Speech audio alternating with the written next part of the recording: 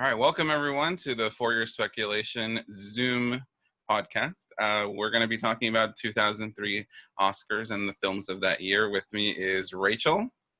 Hi. Erik. Hello. Cesco. Hi. Matt. Hey, everybody. Rob. Good morning. Good afternoon. And first time joining us, James. Hey, everybody. All right, James. So we've all been, friends for over a decade. So we're all here to talk about Almost 20 years. One of the years that we were, I didn't want to say two, but yeah. Sorry, I gave you away. Sorry. Oh, But yeah, this is one of the years that we were heavily invested in, and I think it's a great one for us to delve into. So let's start with not a great category, supporting actor. Let's take care of that one. So we had the winner was Tim Robbins, and then we had Alec Baldwin, Benicio del Toro, Ken Watanabe, and Jaimin Hansu. So thoughts on this race? I'll start by saying, first of all, I think it's kudos. It was very diverse. That was awesome. That I was looking at that year. I was like, oh, that was pretty good. I don't think they tried, but I think they got it interesting enough. But I will say one thing is 16 years removed from this now, if you would have put a gun to my head and said, has Tim Robbins ever nominated for an Oscar? I would have said no for some reason. I don't know why, but this completely left my brain that this was an experience and that he swept everything that year. I mean, so I don't know why, but that's the one thing that jumped out at me. I was like, oh yeah, Tim Robbins won. I totally forgot about that. Because I guess it just, his output since then has been so, I guess, that breakup with Susan Sarandon, I guess just sort of Self-care. Yeah. Yeah. It's bad. It's just a really, it's just one of the worst. I feel like we say this every year when we talk about supporting actor, but it's so bad. every year we're like, it's one of the worst wins of all time. It's one of the worst lineups of all time, and it's every year. Yeah, it is though. And Tim Robbins is just one of the worst wins. Well, I think across all categories of any award show. Going from Chris Cooper last year to Tim Robbins was a downgrade. Yeah. Huge. I don't like Mystic River. That's Me neither. No. Right. I live near It's Mystic really River, just is that my daughter in there? I know. That's what we're all Where gonna was he? keep- Yeah. Where was he in reference to that point of the movie? That's the only thing you remember about. Is my daughter in there? Yeah. And I was looking at the other ones who didn't win, and that there was not very many people that were kind of snubbed or left out. It just wasn't a very good year. It felt like, unless you had to really dig deep. There's Judah Friedlander and Friedlander and Peter Sarsgaard, Albert Finney, possibly. Albert Finney, Alan Rickman. Actually, I think Paul Bettany would have been an interesting choice here. Yeah. I don't know, someone from Big Fish. I like that movie a lot. Albert Finney. Yeah. Yeah, And Paul Bettany and Albert Finney were, I think, the two big snubs here in that I thought Sean. it kind of made sense that they were going to be nominated just based on the films they were in. But I think also Big Fish did not do well with the Academy except for that original score nomination. Right. Paul Bettany missing is weird because Master and Commander did really well. They were really pushing Sean Astin too for a while. Right. Oh yeah. Yeah, that's right. I remember that now. Because they wanted the acting nomination for the big sweep. Yeah. Right. Yeah, they wanted to at least get one in there, and he was probably the one that was probably going to do it because I don't think they were going to nominate McKellen again for just basically recycling the role from the first one. Yeah. Which is this will be the first but not the last time I mentioned Down with Love, because I think that should have been nominated all over the place. Hence this year. So David Hyde Pierce would have been hilarious and wonderful here.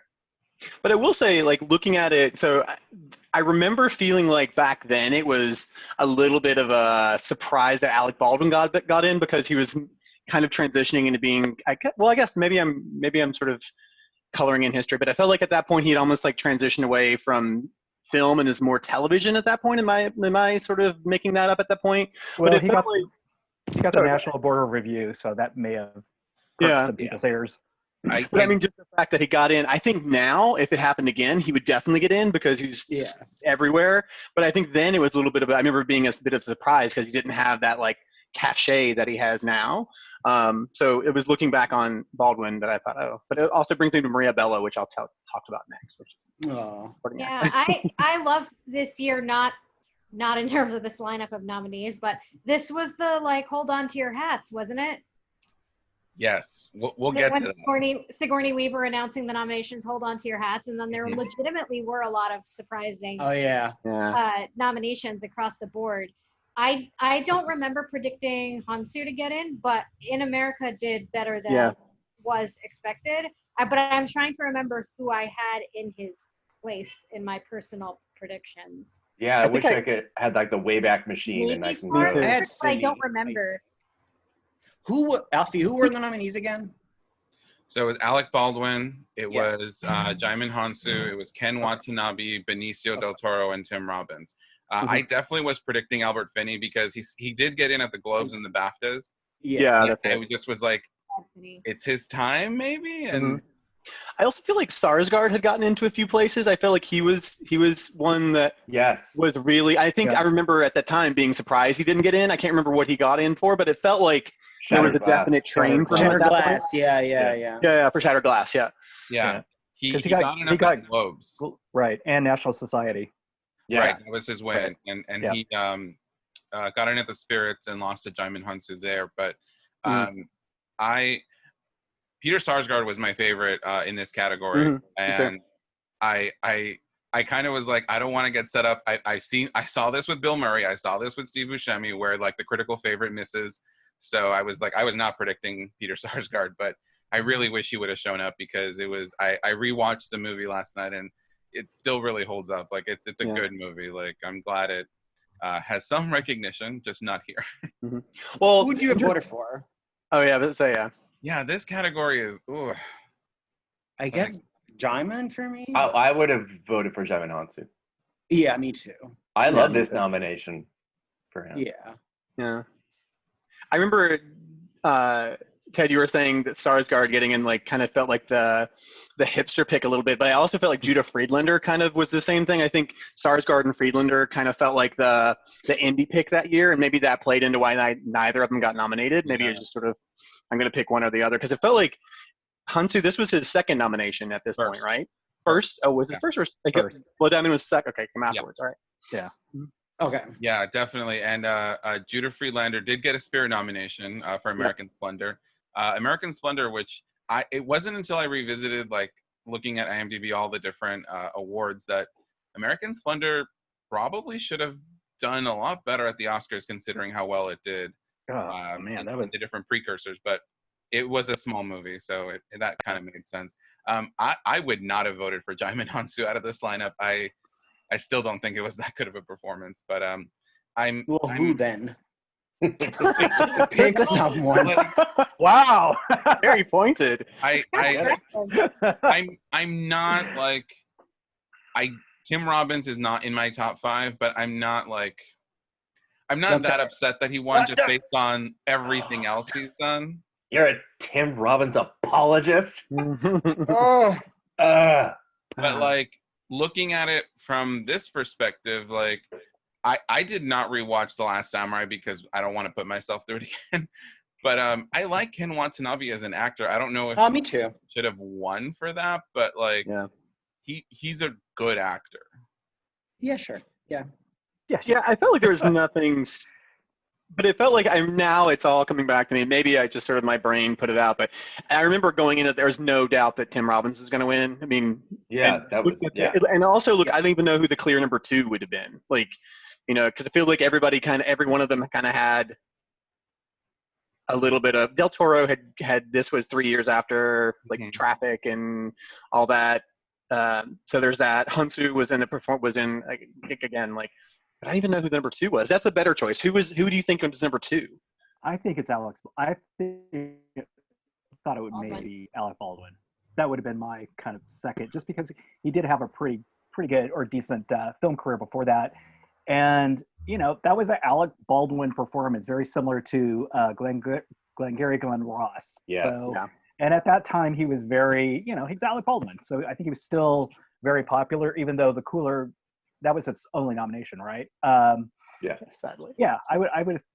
and just because he was more of a name. Also, people would be looking at the ballot, going, "Oh, I know that guy."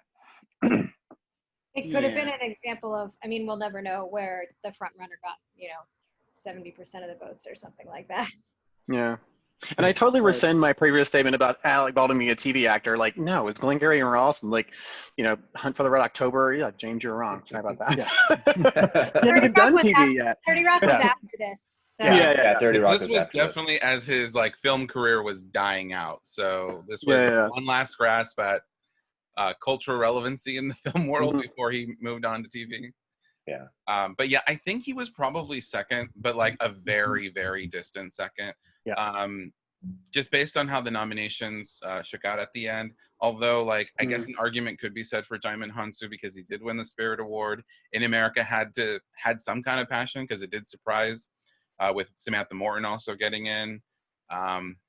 It's just. Can we move on? Yes, let's go. Please. Let's move on. When you started with that one, I was like, ugh. Yeah, let's just we're done with it. Okay, so lead actor. So you had Jude Law for Cold Mountain. You had Ben Kingsley for House of Sand and Fog. Johnny Depp for Pirates of the Caribbean. Bill Murray for Lost in Translation, and Sean Penn for Mystic River. Bill Murray should have won, but it was Sean Penn's time. Yeah, definitely. I agree. He also had 21 Grams this year. Maybe, or Depp was second. Who do we think was second? Oh, it's Bill Murray. Bill Murray for sure. Bill Murray. Yeah, I think that year actually Sean Penn it was one of those things where it felt like if Sean Penn had lost to anybody, it would have been Bill Murray. It was sort of the same time it sort of felt in some way similar to when Sean Penn wins again from Milk, and it was between him and Mickey Rourke, the wrestler Mickey Rourke. Yeah, it felt like it was definitely between those two, and I felt like this year was definitely between Sean Penn and Bill Murray that year. Because looking back on nothing else even mattered. It was only between those two, and that was such a battle of the cinephiles that wanted Bill Murray to win, and then just the average kind of voter that was totally Sean Penn and behind Clint Eastwood and his whole blasting of Lord of the Rings being these big CGI movies, and I don't use CGI in my movies. That was his. Oh my god. Oh yeah, I remember. It became Yeah. Lost in Translation has not aged well at all, and I don't think it necessarily impacts his performance. He was good in it, but it's a fucking problematic movie, and I don't know that I could have voted for it anywhere, even if Bill Murray was good in it. It's just the way that it tackles Japanese culture is just kind of not good. Yeah, there's definitely. The other thing about this category that was interesting that I was thinking of, well, first of all, looking back at Ben Kingsley and House of Sand and Fog, fog is a great word for that film because all I remember is something about a home foreclosure and then murder. That's all I remember. There's house foreclosure and then murder. A plastic bag. Yeah. The entire movie could have not even happened if she just checked her mail. Yeah. Oh, that's right. And then Shohreh Aghdashloo's voice. That's all I remember. It's just sort of but also, so this was the year, so I was thinking about this, and this is a hypothetical that I wanted to, looking back on, that was also the year that Soldier's Girl came out, and it was in the film categories for Spirit Awards and things like that. And I was thinking with the way the way we've progressed in the world, I remember that obviously Lee Pace this is a brave performance and things like that, and it was a great performance, but I wonder how it would play now if it was a film, if it would have got any attention, just because of the way that, it was, even the way that the character that he played kind of came out later and said that she wished that it had been a trans performer that had done it and things like that. So I was just looking through the also rans and so. Yeah, and that's also interesting is that it did air as a TV movie. I think it was HBO or Showtime that bought it from. Yeah. And at the Golden Globes the following year, I believe, they nominated Lee Pace and Troy Garrity, but they switched the placement. At the Spirits, Lee Pace was lead, but at the Globes he was supporting. So I don't understand that either. What was I going to say in this category? There's a lot of good performances that were snubbed. I was going through all the different movies, and just like Peter Dinklage got a SAG nod for The Station Agent. Like, that's wild. Oh, I love that movie. Yeah. I know. I'm just I look at all this and miss Station Agent doing so dismally. Well, SAG loved Station Agent in general. It got an ensemble nod as well. So I would love to have heard the story about how that broke through. I know there was a lot of really targeted viewings and all targeted like parties for it and things like that. So just a really interesting case where that broke through, and it just seemed so kind of out of nowhere. But yeah, Peter Dinklage not showing up was a little bit surprising considering actors being the biggest voting block. And Paul Giamatti, I thought, for American Splendor, his streak of getting snubbed for high-profile critical films. Yeah. I'm okay with it. I love that movie. Love that movie. It's fine. Oh, shut up. You like Amanda's egg fried or whatever her name is. That's not what I said. How dare you? Besmirch me. Oh, man. Any other lead acting performances that were deserving to be here? Matt, anyone that you remember? I know In America did really well, but I think Paddy Considine was my favorite performance in the film. So I would have loved to see him get nominated, like get swept in with that big group. Here's the question. Would anybody have wanted flipped Sean Penn for 21 Grams as opposed to Mystic River? It's better than... It's a better film, but like... Yeah. But did we count Old Boy as a 2003 film? No. I mean, yes, it should be 2003. And this is the City of God year too, like which would and like City of God too. Mm-hmm. Yeah, he's amazing, and that's probably the best movie of that year. I mean, Russell Crowe probably should have been in, considering how well that movie did everywhere else. And he's fine in it. Interesting. He got what he deserved. Yeah. I'm just throwing things out there. I'm not like he was also standing for Russell Crowe for fuck's sake. But interestingly, like one of the things that jumped out at the films that came in this year is one of the, I don't know if it's last, but definitely indicative of, it felt like all of the films that got nominated were the kind of films that Oscar nominated, back in the day. Like, I don't feel, again, I was joking about House and Sand and Fog, but I don't think that it would get anywhere near an Oscar now. I feel like it would just be like, no thanks. Like it's so clear a prestige play that it felt, and so a lot of these things like Seabiscuit and all that sort of stuff felt like nowadays it would just be no thanks. It would just be, this was sort of like one of the last vestiges of like when a clear Oscar movie, kind of could make it in the world and the Oscars. So yeah, A House of Sand and Fog is definitely a movie that today we would have said, oh, this is going to be an episode of This Had Oscar Buzz. Like, it wasn't going to make it all the way. But Goldfinch. Like, it was definitely not. With a house foreclosure. Yeah. I rewatched it because it's streaming on Prime, and all I cared about was the charade scene. But we know why you watched it. No, totally. It gave us Shohreh Aghdashloo. So there, I won't disparage it too much. So. Jennifer Connelly was but she's like that in every movie except for Requiem for a Dream. There you go. All of her magic got in that one film, and then later on. Everything else, she's it's remarkable how she's just like constantly terrible, except for that one movie. Yeah. She's beautiful though.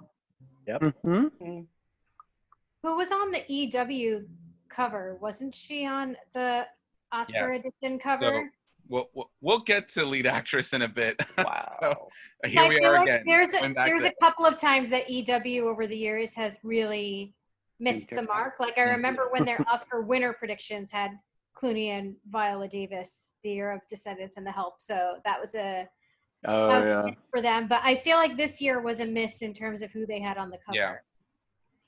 Yeah.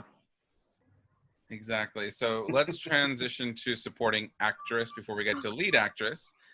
So we had Renee Zellweger, the winner. I don't support this win. Yeah, you better not. We had Shohreh Aghdashloo for House of Sand and Fog. We had Patricia Clarkson for Pieces of April. Holly Hunter for 13. Oh boy. Oh. And It's Marcia Gay raining. Harden for Mystic River. Oh shit! It's raining. Look at this dumb hoe. I can't said do it. yes because this is where the categories got interesting in terms of almost everyone knew. Well, we knew Zellweger was going to win, but a lot of people were wrong with their nomination predictions, including myself. Yeah. We were led to believe things that didn't happen. Yeah. Sure, happened, and certain attempts to push people into the wrong category. Yeah. The tea. I love the tea, Eric. Mm-hmm. But so we took care of that. Yeah, I remember though that being very happy that Patricia Clarkson was nominated that year because she had done Pieces of April, which was, and the Station Agent. So I just pretended it was for Station Agent. I just said same. Shora Agdashlu again coming out of the House in Santa Fog, which we have aptly kind of dragged on so far. But, she was great. But obviously for me, I remember that year being completely enamored with Maria Bello in The Cooler, hating the movie so much, but loving her in it. So when she didn't get in, I was like, oh, that was my big thing. Yeah. Well, that was the tragic thing, is because she got pretty much all the attention, and then it was Baldwin that came in and got the nomination. She got Globe, right? And SAG? And SAG, yep. Yep. Yeah. And then not this. Yep. So. And we also had this was the SAG category fraud, right? Yeah, that's what we're talking about. Yeah, that was the tea. When we get actress and our personal role in that trajectory, but also category fraud that they did not buy, but a lot of us predicted, including myself, was Johansson in supporting for Lost in Translation, which I thought was going to happen, even though I think she was lead, but I predicted her in supporting. So it's interesting too about Johansson. When I was looking about it, the thing that jumped out was this year Johansson getting the 2 nominations was funny because I felt like in this year, 2003, was the year where it actually happened. I would have supported it because she had this and Girl with the Pearl Earring. And that was back where I remember coming out of Ghost World, I was so big on Scarlett Johansson and thinking she's just a talented actress. Why isn't she popping? I don't understand. Obviously now that's not a case anymore, but that's another thing looking at this is I was thinking that too is sort of, there you go. And summoned. Eduardo Serra's beautiful. Oh, good. Now I don't have to do it. Yeah. So. Oh, I loved this movie. I love this movie. Yeah, it's great. This would have been a great double nomination had everything been coordinated appropriately. But also, it's hard to argue that she's supporting in either one. I know. That's the problem. She won the BAFTA. She would have deserved 2 separate nominations in lead. Yeah. I would have been. That's what BAFTA were did. allowed. That's what BAFTA did, right? Yeah. One she got both. Yeah. So also the 2 here is I was thinking both the Bolger sisters. I know for In America, Sarah and Emma Bolger. Wow. Sarah Bolger got in a few places. I remember that was it was like they had to choose between the 2, and Sarah's the one that ended up getting the most real nominations out opposed to the. She got a few things. So I think either one of those. And then I know this was the year of Raising Victor Vargas, right? So Altagracia Guzman, this was Victor Vargas' year. So I know that was nowhere near going to get nominated for an Oscar, but Altagracia Guzman was the one that I know on the board we were all just fell in love with that performance, and then Judy Martin, Melanie Diaz as well. So there's a lot to choose here, I think. So yeah, I think we were all rooting for Shore, right? Yeah. But then I revisited the supporting actress SmackDown for this year, and everybody voted for Holly Hunter, which I thought was very surprising. Oh, Holly Hunter. Okay. Yeah, I love Holly Hunter in this, but I probably would have even gone for Patricia Clarkson because she also had Dogville, and this was. That's right. This is just like the kind of thing that, in many years, when a person has like 3 or 4 movies and then it has to coalesce around one, it can result in a really great win because you've got the supporters of all the other movies kind of zeroing in on that. And I kind of wish that had happened with this. Clarkson won a special award at the Sundance Film Festival for Pieces of April, Station Agent, and All the Real Girls. That was the other movie that was out. Dogville was at Cannes, but got pushed to next year. But But yeah, like she had, you know, 3 different performances, very different performances. Yeah. She would have been another worthy winner. She also like probably had residual love from Far From Heaven from the year before. Exactly. Or even from High Art. So like, you know, she's someone that, and at the same time, I think she was on 6 Feet Under around this time. So she also had that visibility. She was everywhere at this point. Yeah. Yeah. Yeah. Well, she got an Emmy, so there's that. Exactly. I remember that Emma Thompson from Love Actually was like one of the only like performance from that movie that people were zeroing in on, and she did get in at the BAFTAs, and it would have been, you know, a nice nomination, but like, you know, I'm okay that she missed just because of, you know, Love Actually is not a great movie. So No. No, It doesn't feel like since then Emma Thompson has been like Popular. kind of left out over and over and over again. Like it feels like she's always like right there at the beginning and then ends up like not getting in it. Like She's the new Tom Hanks. She's the Tom Hanks, female Tom Hanks. Yeah. Yeah. I rewatched 13 before oh, I'm sorry. today. I don't really like it overall, but I You missed it. really Wait, liked what was that? her though. I thought 13. I thought she was really good in it.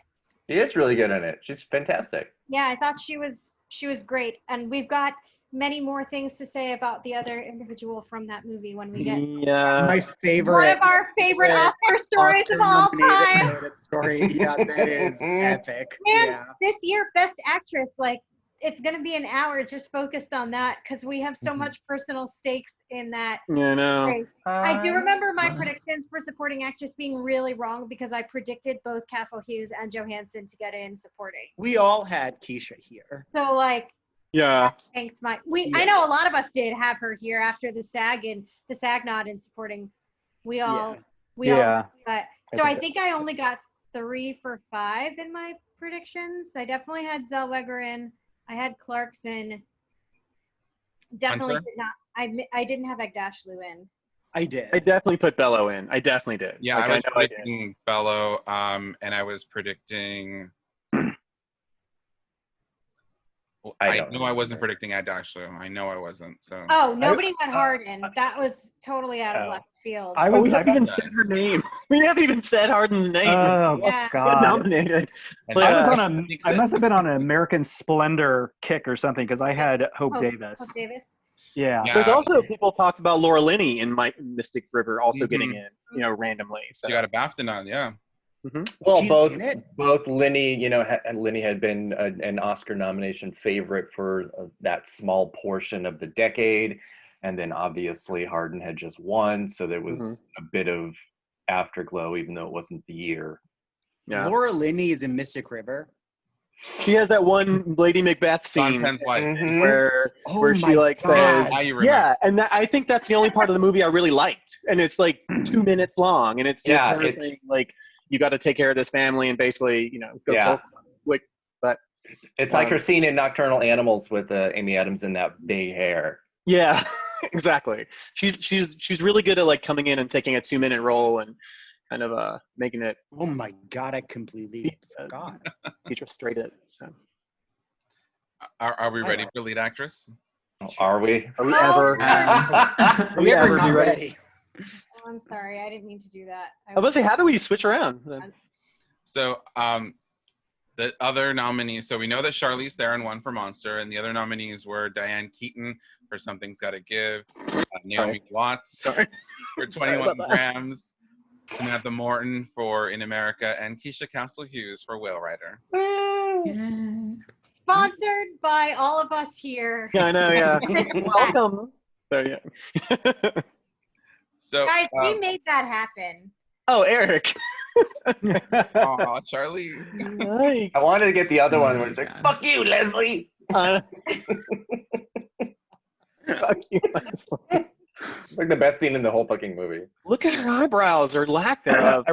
Yeah. Sorry. I remember when they announced when they were doing the nominees, nominations. I was actually in New York, and it was great being in New York because it was 8 o'clock as opposed to 5 o'clock when you had to watch them on the West Coast to see the nominations. They were rattling them off, and I remember when they announced, I could not believe that she got she got nominated for Best Actress, because when they did the supporting actress, like, oh well, she didn't get in. And then they did the Best Actress, and I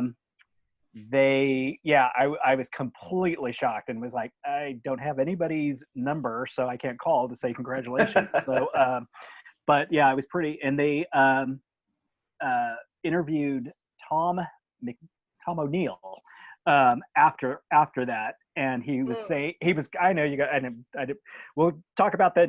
Is that last year? That was when everything kind of fell apart. But anyway, they were talking to him, and he was kind of explaining how the people on the board, he was actually saying there's going to be a lot of people that are going to be super happy about this nomination, because the guy who was interviewing didn't know who she was. He was like, I don't know who this person is. I don't know. I've never heard of this movie.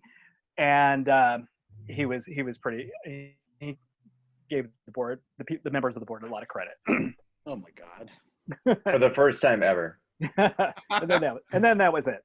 First and only. Yeah. Right.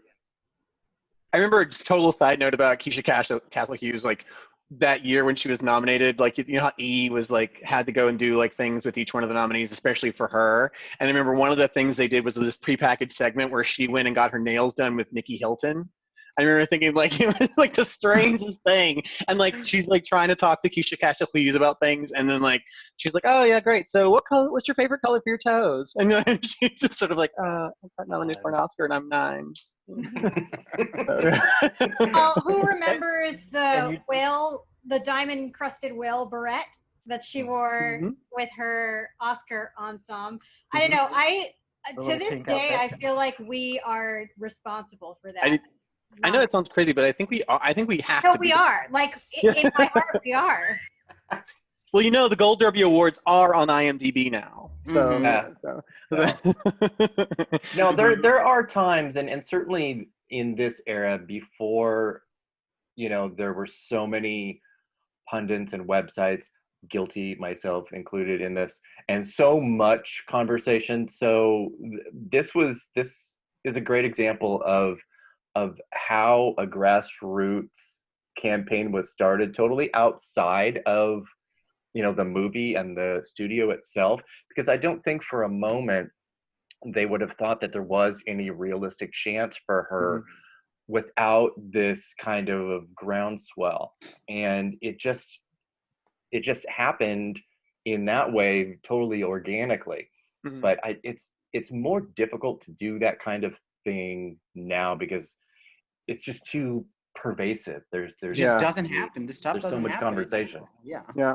There's also like and again, I think that one of the things that was really awesome about it was that film. It was and again, Nikki Caro, who's gone on to have a huge career and and sort of really built off of that.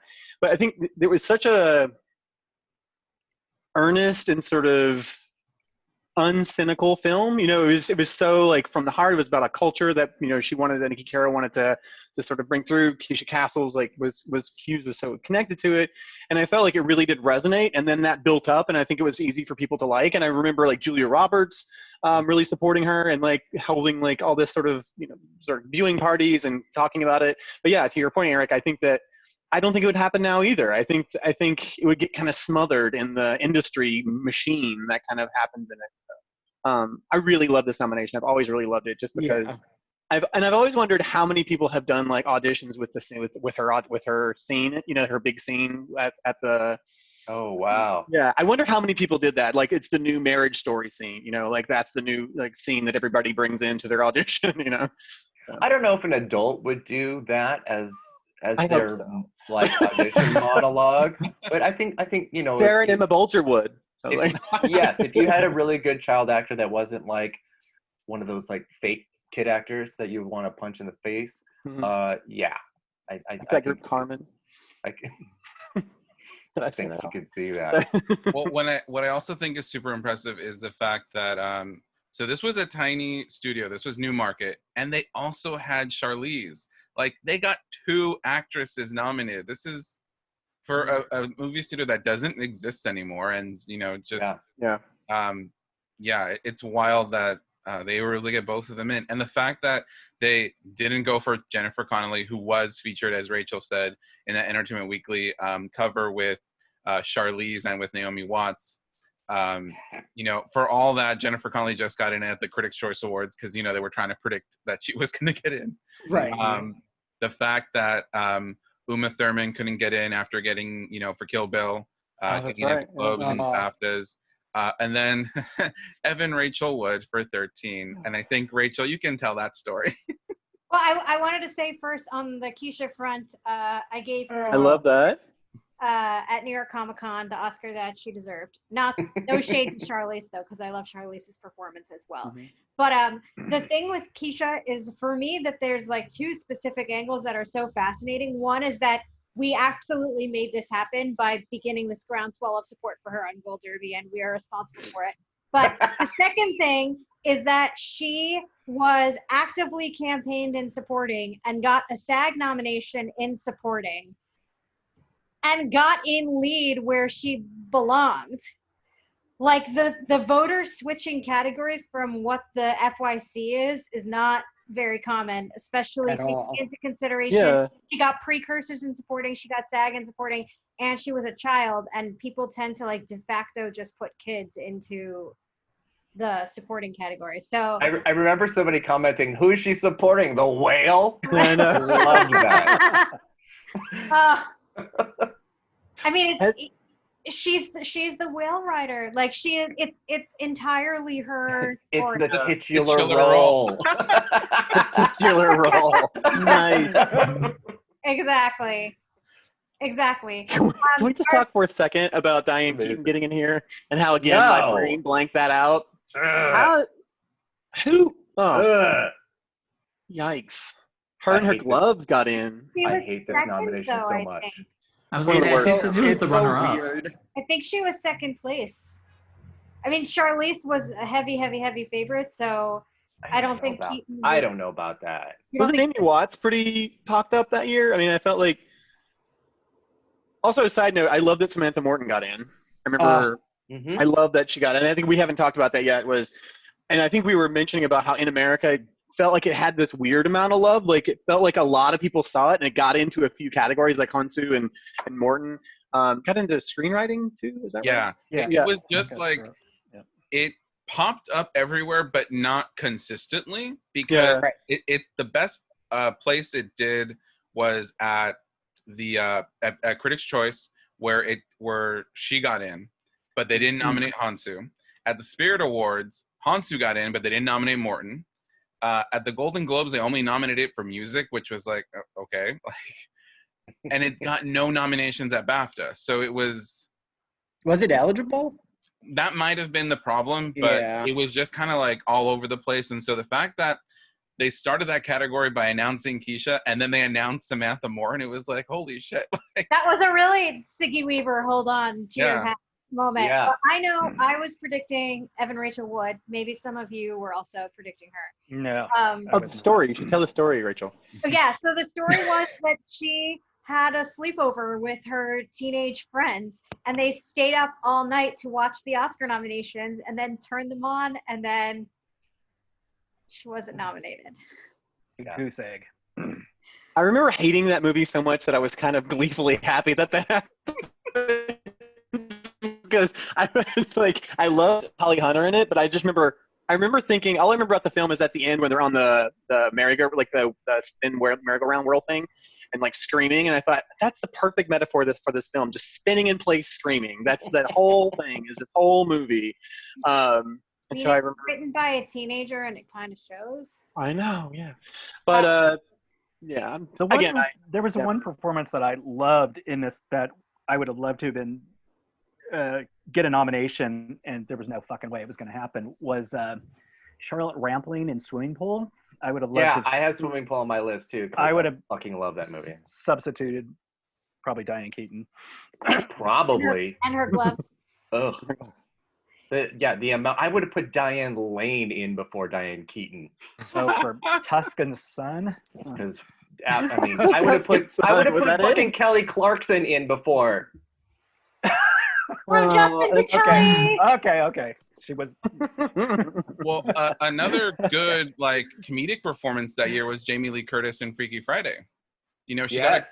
got a lot of good notices that year. She, you know, all she got was a Globe nod, but you know, I remember there was, you know, rumblings that, you know, they were trying to get her in, but you know, it's a Disney movie, so. Mm-hmm. Yeah. As well as Renee Zellweger's Yeah. actually good performance. Is that a trivia question? Like, Down with Love. Oh, Down with Love. Okay, I was like, is that year A Price Above Rubies? Was that it? Oh my God. No. Yeah. I definitely remember predicting Evan Rachel Wood. Yeah. And Uma I Thurman. think I might have, but that was just, you know, because, you know, we were so heavily I mean, she got a dependent on SAG precursor stuff. Yeah, she got a SAG. That wasn't a Hope Diction. That was, I thought Yeah. It was legit. Yeah. it was legit gonna happen. And the thing is that I loved her in Once and Again, and she's doing, you know, other stuff now, obviously, and getting a ton of other Emmy nominations. But 13 is like her worst thing. Yeah. Well, it's really interesting thinking about this movie now, and then I don't know if anybody has seen the Showbiz Kids doc. Yep.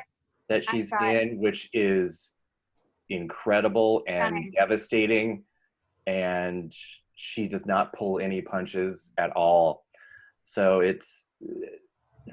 I mean, when the movie came out, there was certainly a lot of pushback against it, that it was really exploitative.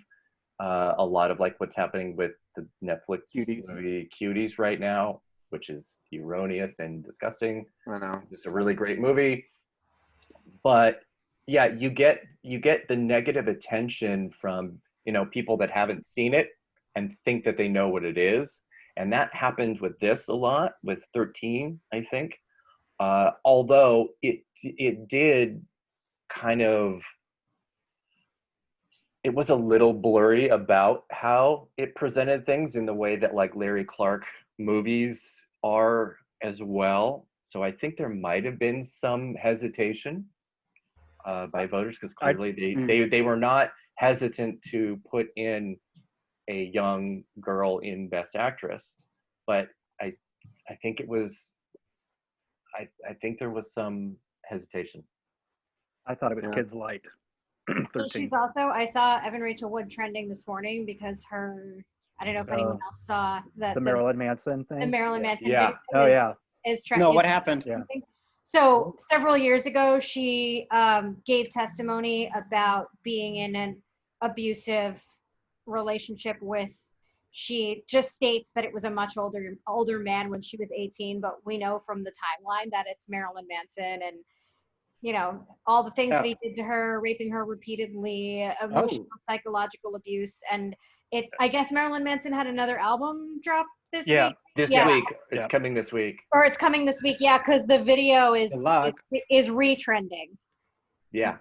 That was hard to listen to. That was pretty awful. Yeah. I mean, she had already done Once and Again by this point, right? Because she's tremendous in Once and Again. Like, that is a really great, really, really great thing. Really, really great performance. But I didn't really care for her in 13. But I guess the AMPAS voters didn't really either. Yeah. So it's interesting. I was looking over. I was like, oh well. I was going to the Independent Spirit Awards to see like what was going on in the indie world at that point. And the lead actress nominees that year were Charlize Theron, Amanda Morton, and then Zooey Deschanel for All the Real Girls, Agnes Bruckner for Blue Car, and Elizabeth Moss for Virgin. So, oh my God, Virgin, yeah. Yeah. So I was like, oh, that's interesting. But this was also the year there was a lot of overlap with the Independent Spirit and the Oscars. There was like Lost in Translation in America, American Splendor. Well, not so much. A lot of that was due to the fact that I was reading up on this year, that this was the year, and I don't know if everyone remembers this because I kind of forgot about it, when AMPAS told the studios that the screeners had to be really like, well, basically they said they couldn't do screeners. They only allowed the independent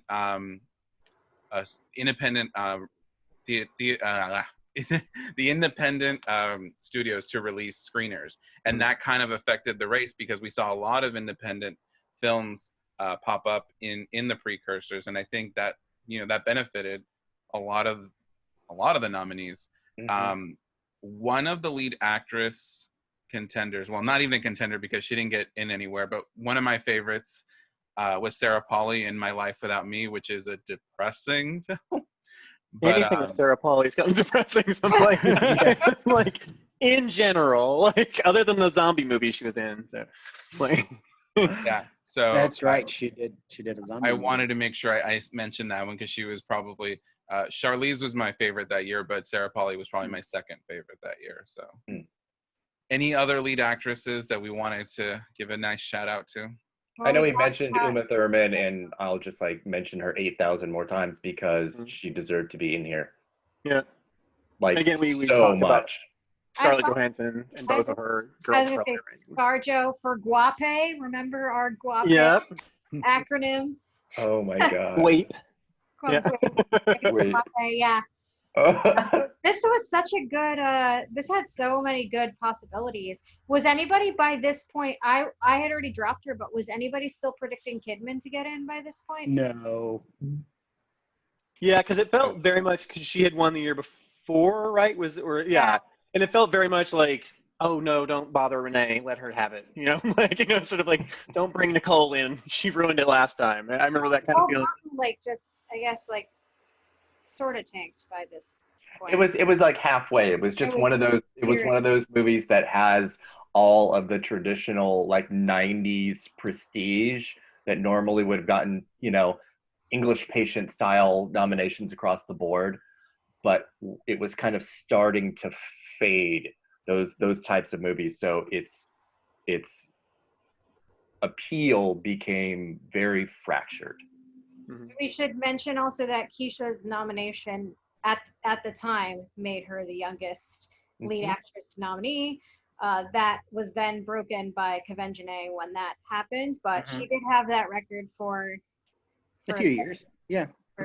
And Wallace is actually another great example of being almost entirely a grassroots word of mouth thing, because it wasn't eligible for SAG, because it wasn't a SAG production, and there were all these things about it that were going to be impossible for her to overcome. She's never going to get a Globe nomination because they fucking hate kids. And so it was, you have to find a way to get child performances or even teen performances to the table and be taken seriously, sometimes totally outside of the traditional scope of doing it. And obviously Hughes was a perfect example of that. But Beasts also overperformed. Yeah, it got directing nomination. Got a directing nomination, huge overperformance. And Wallace also deserved her nomination. That's no shade to her. I love that. Totally deserved. She should have won. She should have won. Like, I absolutely love that performance and that film. So that wasn't meant to be a shady comment. But Castle Hughes was really on her own. The film didn't get anything outside of her. But I just love the Castle Hughes nomination. And to Ted's point about Newmarket, I think it was really fascinating, like you said, that they had Theron. In that way, they didn't really have to do much because Charlize Theron was already, she was like a front runner when, like first pictures of her face came out. That's exactly right. And so that campaign was already there, and they didn't have to really do a whole lot with it. It was the narrative was already built in. So being able to then devote more attention to Keisha Castle Hughes, and thankfully, instead of Jennifer Connelly, we got what we got. Yep. So one thing about this category I was thinking of, and this sort of like how it's different from now and then, I have a feeling that if same exact films came out this year, a player in this Best Actress race that we're not talking about would have probably been Catherine O'Hara for Mighty Wind. I think considering who Catherine O'Hara is now, I think that she would have definitely shown up. And again, I was looking over because they did get a nomination for song. So they did see it. So they did see it.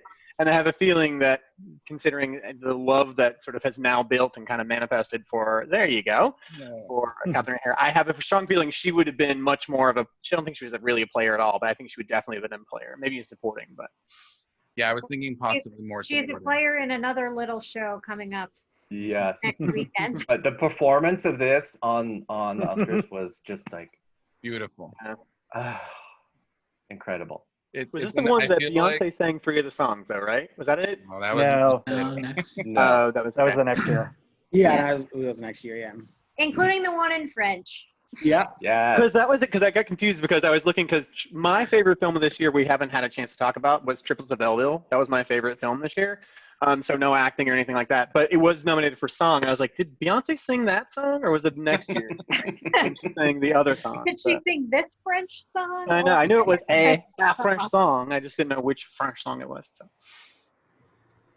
It's something of a miracle that they nominated both Triplets and Mighty Wind for song, because they're so deserving, but they're so not what they typically go for. Like, Yeah. so, Well, and we know that, these branches vote individually, and sometimes there are rules within each of those branches, and the music ones are. At this time, it was like that weird scoring, so you had to get like above whatever it was, like a 5 or a 9 or something, and the rules around it are so totally strange that that's how you get these kind of nominations like this. Other than like Alone Yet Not Alone, which I can't wait till we get to that year. That's like one of the greatest stories of all time. But yeah, that's why we get sometimes super inspired nominations like this, and then we get the Diane Warrens, because they're going to vote for her every single time anyway. They're just punishing her at this point. They really are. And deservedly so. Which she deserves. Deservedly I love her, though. Her I think songs are the... Oh, God. I love Diane Warren. I knock her out of the way like Mariah did. Just knock her out of the way. I met her early this year in like January at a Parasite party. And that's because of course. And then I told her, I know. That's alone. Okay. Do tell. I want to hear this. When I told I hung out with her for a while, and then I told her who I was and what I did. She was just like, "How do I win? How do I finally win? Why am I not winning?" I mean, it was an extremely, because your songs are bad. What'd you tell her? Write better songs? No, because plenty of bad songs have won. Yeah. But yeah, no, we had a conversation about how to get her there, and it wasn't about write a better song. It was mostly about attaching songs to different movies, right? And as well as having her team work with her productively instead of against her, because you can run great campaigns with so and so has never won before. It's worked in the past. Not always, but yeah. Not always, but it is an avenue that you can do really, like, specifically. Sometimes. Sorry, Jessica. Yeah. Tell her to write a song. It was fun. Did you tell her to write a song for James Bond? She wrote a song. She wrote a song for Albert Nobbs. Yes. She tried so hard to get in there any way possible. Yeah. I would have been so mad if she won Best Song. Fuck that. If she were to win Best Song, she'd never have a chance in anything else again, ever. And that would be like the worst asterisk on how we remember her as a songwriter career. Yeah. No. So I derailed this by bringing up Catherine O'Hara and so. There's no such thing as derailing Catherine O'Hara. But I do feel like it was one of those things where I feel like now if they had a chance to be like, oh, I love her, yes, let's put her in there. She's a lot more established now, I think. Totally. So yeah. Yes, I mean she had 4-year consideration. What was it, the year before? No, a couple years after.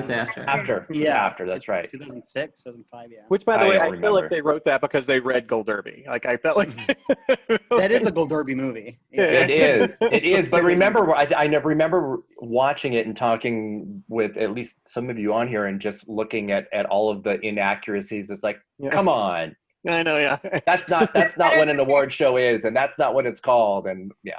It bothers me when they get the rules wrong, and it's like it would be so easy to just like do a little bit of research and be like, no, this is go to fucking Wikipedia for Christ's sake. Oh, I hate that in sports movies too. Yeah. Like so much in like gymnastics movies, they'll be like, and if she does this single backflip, she's gonna win, and it's like Simone Biles did a single backflip when she was like 5 years old. Like next. But Alfie, did you rewatch all 5 of these? Before Best Picture? Best Actress. Best Actress. No, I did not rewatch 21 Grams. I can't. I'm not gonna look at Naomi Watts' giant ass nipple. Oh, that's right. I remember that being a talking That was point. a thing. That was a thing, like in the theater, because it was like 10 feet tall. Is That how was she a gets- thing because we were like, all of us, we were like 14. And you're like, is this like a I know, mountain yeah. climbing movie? Excuse me, Cesco. Who was there? Is that how she gets a nomination? Because didn't she flash in The Impossible also? Yeah, she did. So I yeah. only rewatched Something's Gotta Give. Is that what it's called? I rewatched I that guess. too. Yeah. Yeah, because it's the only one that I didn't remember, and it's definitely a movie that was. It- Definitely a no, movie. that's the end of the sentence right there. It's Yeah. a movie. And Yeah. she's definitely in it. She's Yeah. in it. Definitely had lines. Yeah, Do you remember? So we haven't talked at all about Charlize Theron, really, but I remember the big thing when it came out was. Do you remember Roger Ebert saying that this is one of the best performances in history of film? Like Yep. before it came, like, and it was Yep. such a huge, like, so people got so pissed. They were like, "How can you say that?" Just because, like, but I remember then everybody came out, and then it came out, and everyone was kind of like, "Oh, yeah, maybe." Yeah, maybe." This There you go. was definitely at the time where Ebert was very influential in the Oscar race. Like, yeah. I think it was his #1 movie of the year too. Yes, it was. Yep. It was his Yeah, number because one. Monster and Monsters Ball, he had like 4 movies in a row that were M Yeah. movies that were his favorite movies. Monsters Inc. $1 Million Baby. I mean, I love Charlize in the movie, but also She's very good. Yeah. she's great, but also she has proven herself since the Oscar. Oh yeah. to be one of the best and most versatile That's really it for me. Yeah. Mhm. Yeah. of the generation for sure. No, I'm Yeah. glad that she went from this to doing such really great and really diverse work instead of just kind of settling or Coasting. Yeah. Yeah. or having like what Halle Berry's post-win career was. Yeah. It I was was just a talking to someone about that. nightmare. Gothica. It's also partially Catwoman. racially motivated. Right. No, totally absolutely, true, yeah, for sure. absolutely. But yeah, so but this was there. I feel like Charlize Theron winning. I've never seen since a more guaranteed lock of a win ever. Oh, yeah. Like, Oh I no, just there's been feel- plenty. Oh God, there's really? oh, I yeah. just Yes, feel like like this one Anne was. Hathaway. this year. Anne Hathaway. I I felt like they definitely might not give Anne remember- Hathaway because they hate her and wanted to see her cry. I feel like there was a proportion of the audience that would be like, no, let's don't. Yeah, but they got to see her teeth pulled out and head shaved, so it's like that's the torture that we've wanted all All right, along. you're But- right. No, there's a lot. There's Anne Hathaway. There's Daniel Day-Lewis. Well, There's Gary Oldman. I was just How gonna about say just Gary Oldman. this year? Mm. Just this year, those were all locks.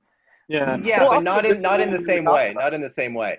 Because those other ones were all locks back in March when they were announced before Because with anything. Charlize, as soon as we saw the picture of her Yeah. picture, makeup, the picture, like it was we like all were like, Oh, yeah. "That's it." And It's the over. same thing happened with Gary Oldman the year Mhm. of Darkest Hour. That when we Yeah. saw the pictures of him in the makeup, a lot of us were like, "Well, fuck!" Like there goes that category. Like, Right. Yeah. Meryl Yeah. Streep and Iron Lady, I think, was also a lot of people. No, disagree. not in the same way. Not in the same way because It was a two-person race. Yeah. it definitely was, and that was an example of using the blank hasn't won in blank years that absolutely worked. that was the campaign from a certain person that is no longer needed. Mhm. But it's Charlize though. This is it's an Oscar baity way to, Mhm. you know, the de-glamming and the Yeah. makeup stuff. But she really managed. I mean, she managed to be great. She managed to catapult and springboard that into doing Yeah. even better stuff now and more interesting type projects. Charlize is one of my favorites. Yeah. I think she's one of my favorite actresses too. I think in this role, I think the thing, because remember the movie was not that great. It was kind of just a middling. It wasn't bad. It was just sort of like Cesco said, a film. It was a movie that happened. But I remember her in it, like they're just the way her eyes moved and the way she had these like small movements. Like it was just she was in a different, almost like a different film. Like it was just she was so much Yeah. better than anything else. Elijah Wood was She terrible. in it. managed to be great against like playing off of like one of the worst performances I've ever seen, which is Christina Ricci. Yeah. Elijah Wood. That was it's- Elijah it's a Wood. You lot- can't convince me otherwise. Which makes it even more remarkable, I think. Like, Yeah. Yeah, Ricci is Such a good extremely bad. And I- I've loved Christina Ricci and other stuff. But Right. Holy cannoli, she is bad. completely. Maybe I wonder if there was miscast. editing. Like if they edit, like again, like I've liked Christina Ricci in the past too, but she was so bad in this. It felt like, were they just all taking her C takes on this stuff and just like, where she doesn't realize the camera's rolling? But yeah. I definitely rewatched Monster 2 weeks ago in preparation for this, and that was the first time I had rewatched it, or I had watched it since it came out. And Ricci's not good. I did watch the little like featurette on it as well.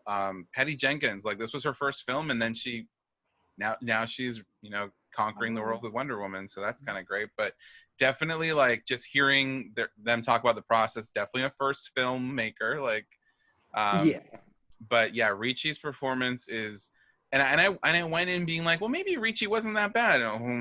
It is that bad. It was not good. And the thing with Charlize is she deserved this nomination and win. I'm fine with it, but the other movies that she's been nominated for have not been my favorite of her body of work. No, her follow-up nomination from North Country is it's like another movie that all I can remember about North Country is that scene where Frances McDormand yells with her voice box. That's all I remember. Where she's like in the court case. That's all I remember. You fucking bitch. Like that's all. They just did the supporting actress SmackDown for that year. Oh my god. And a lot of people were talking about that McDormand scene as well. But I mean, I didn't think she was that great in Bombshell either. I thought the makeup and stuff. I haven't seen it yet. She's terrible in Bombshell. Everybody is, except for Kate McKinnon. But yeah, I haven't seen it. I loved her in a lot of other things, just not stuff that she's got. Yeah, let's sub those 2 nominations with should have beens for Young Adult and Mad Max. Oh, by the way, interesting connection. Oh yeah, North Country, directed by Nikki Caro. Mm-hmm. Yeah. And Mulan, which just came out. Yeah. As well. So again, another. I love that Nikki Caro connection, James, between Keisha Castle Hughes and Charlize Theron being the same year. Mm-hmm. So let's wrap this up with the Best Picture and Best Director race. So we know that Lord of the Rings, Return of the King swept with its 11 Oscars, and I remember the Oscar party that Erik and I were at, where we literally took out the brooms and we're like, it's gonna sweep. Yeah. Is that the one where you were like, you guys, Sheree is on? Yes. Yeah, Sheree! Sheree! Yeah. I was watching the red carpet and I had to let everyone know she was on. Very important. It's hilarious that we can do a retrospective like this and have so little to say about the movie that, tied the I know we haven't said a thing about it. Because it's, there's no acting nominations. It's not really the kind of movie that would get one or even deserved one. So it's not that good. So they just ridden that bird in the first episode. They wouldn't even need the rest of it. I'm telling you. Yeah. But it was definitely like unavoidable that it was going to win. Unavoidable. Oh, totally. Again. So I remember this episode, maybe this season, again, with the whole thing about Tim Robbins, it felt like maybe this year more than any other, and again, you can correct me, but it felt like everything was predestined. Like every single award, like not just the acting ones, everything was. There were no surprises. Everything. Like it was just sort of why even watch? Like I could tell you what was going to happen before. Yeah, because they all came in with narratives that were predetermined and predated anything that was about that year. Mm-hmm. Lord of the Rings was because it was the end of the trilogy. Zellweger was because of her loss, and Sean Penn was because he, even though he was an asshole and hated the Academy and had nothing but negative things to say, it was finally about time. Sofia Coppola had her narrative as a Coppola, as a female director. And also that she wasn't getting in anywhere else. That she wasn't going to win anything else. So it became really easy to check boxes at this point. Yeah. So this is really the last year where everything and everyone who was supposed to win ended up winning. There were like literally no surprises. But the surprises came on nomination. Nomination morning. Nominations, but But but the nominations, like I was looking, like Dirty Pretty Things got in for screenplay, which is surprising. Barbarian Invasions got in for screenplay, which is surprising. City of Gods, 4 nominations. City of God. Yes, City of God. So it's such a weird, like the nomination morning was crazy, and then like flatline after that. It's sort of like, here's all your fun, for 10 minutes of Yeah, nomination. we're done. Mm-hmm. Yeah. I mean, Yeah. I last time we talked, I mentioned Pedro Almodovar getting in for Talk to Her as a big surprise. Fernando Meirelles got 0 attention. Not like a critic award, nothing. Like he got nothing, and he Well, got in. the really special thing about City of Yeah. God is because it was eligible the year before for foreign language film, It but didn't get in, because yeah. of when it came out, it made it eligible for the rest of the nominations this year, and people really paid attention to that. I still think it's super disgusting that Katja Lund was not allowed a co-nomination in this. I think it's horrible, but I love everything that City of God got. City of God. I also remember looking at the box office that year. It was in theaters for like 2 years in the United States, because again, it was eligible for foreign film. It was Brazil's nomination, submission the year before, but didn't get it in. So that meant it was eligible the following year when it came out, like Erik said. Yeah. And it just slowly. I mean, again, it just sat there in theaters and sort of was always in like 25 theaters in the United States and always did really well. I mean, but I remember being really, again, it was another really, really great nomination. And got in like cinematography and Fernando Meirelles and director, and then that set him up to do the Constant Gardener, and so Rachel Weisz, and then. Yeah, that's unfortunate about that, but yeah. But it gave us the favorite eventually. So. Supporting actress SmackDown that they just. Yeah, I can't wait till we get to 2005. Ugh. Oh. Set aside 3 hours. So I was looking. So this was a five nominee year, and again, I was looking at another. So you have Mystic River, which I think would definitely still get nominated. Lord of the Rings, definitely. Maybe. Do you think it would? Yeah. Like now?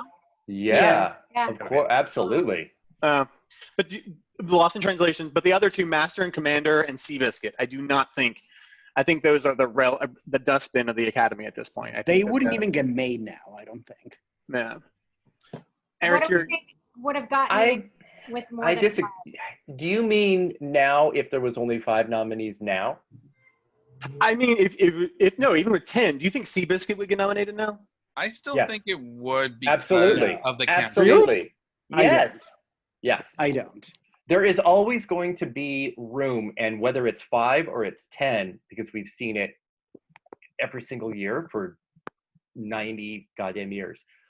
Every year is going to see this combination of smaller films and big studio fare, because the voters behind it are going to be coming from those studios. And at least at the time, those studios had more money to be able to sink into campaigns. So something like Seabiscuit makes perfect sense. It's like Warhorse. It's the kind of thing that will, for a very long time, get in. Master and Commander, I think, would have a really good chance still of getting in, despite missing some strange things.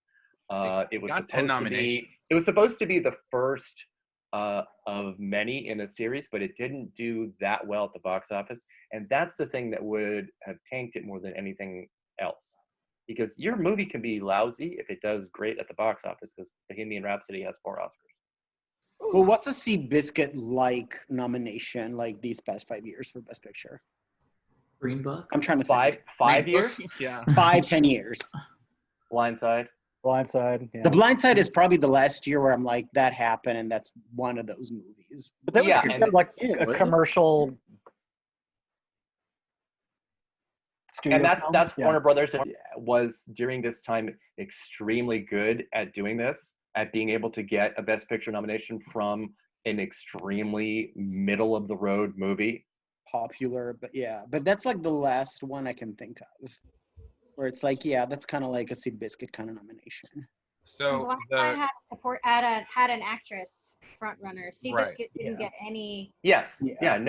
Sure. But what do we think? So if there was 10, obviously. But again, Warhorse did that too. So. Yeah. What else would have gotten in?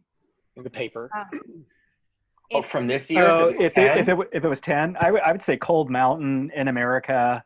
Yes. Maybe City of God. Maybe Finding Nemo. I think Finding Nemo probably would have definitely gotten in. Yeah.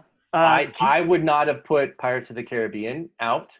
As a possibility, because that's the ultimate example of a populist movie being able to get in.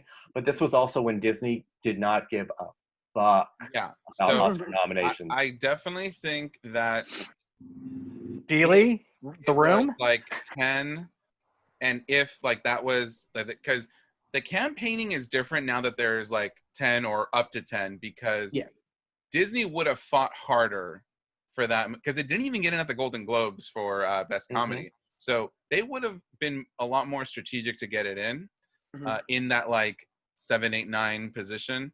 At the time, they were probably they didn't see the finding it a little opportunity more. because And they should have once Johnny Depp got the SAG.